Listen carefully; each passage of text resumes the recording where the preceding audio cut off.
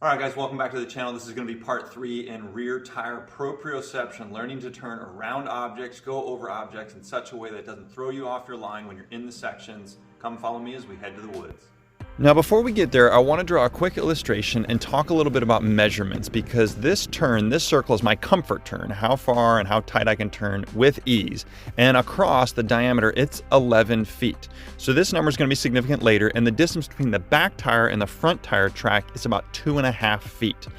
Now, if you're familiar with the concept of proprioception, look in the bottom right. If you're driving a trailer or a tractor trailer, you got to swing that thing wide in order to avoid that curve with your back tires. Concept of knowing where your body is as it relates to space, or your bike or your truck or your tires, whatever it is that you're using, how it relates to space. And this practice turn that I've created does have these sticks, these potential roots that could be slippery, and without enough momentum and understanding where the back tire is in space, it could cause me to get hung up, such as this picture. Just lose the momentum, and then I hit the gas as I'm leaning in, because once you're leaning in, the only way usually to get out of it is to hit the throttle. And you can see the problem spinning out. And it happens again, although this time not as drastic with me putting a foot down. So just got to uncover these sticks in order to try this again.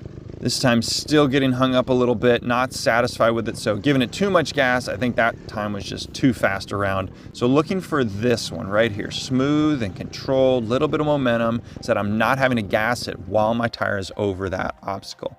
All right, you guys can use sticks. You don't have to bring cones out. I'm just doing that so you can see exactly what I'm riding around. And I've created this turn, this left-hand turn, which I'm slightly going uphill in that direction and then downhill the other way. But you can see, as it relates to space, this is about 11 to 12 feet. So this is my comfort area. And then the distance between those two objects is about 2.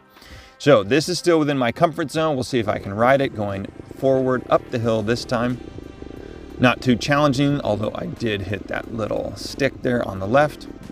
And then come back down, a little bit more challenging. I'm actually dragging the rear brake, which can help slow things down and just cause tension in the bike to make that turn a little easier. So we're going to move that stick in on the right-hand side there, just make this a little more challenging. So this wasn't the smoothest of attempts here, or a little irky-jerky, but I did make it around. And then going back, I certainly wasn't sure I could do this.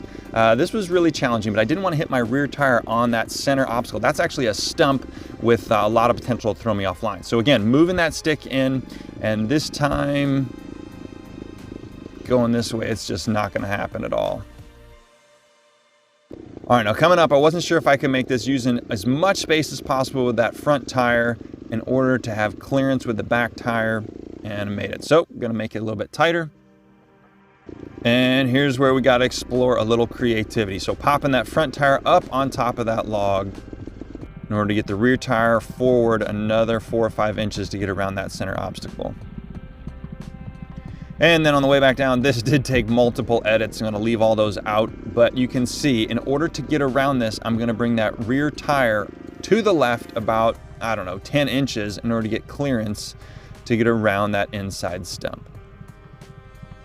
Now, proprioception doesn't just have to do with turns, it's just understanding where you are in space. And on this little double log setup, without the momentum, I can't move forward with the rear tire where it is. So that time just didn't really commit, kind of bailed off. And so in order to get over this, you guys probably know the drill, just pop a wheelie in order to carry that front wheel cleanly over that second log. Now, what about when these logs are a little further apart? So I've moved the cones over to the left, and now we're about 5 feet apart. And in order to get over, yeah, you could drop the front tire in between. Depends on how much traction and how wet these logs are. But ideally, we're going to carry that front tire so it lands right on top of the second log. That's going to give me momentum to get over the second log and still have traction with the rear tire. So tapping the front right on top of the second log. Then a little burst of throttle, and I'm out.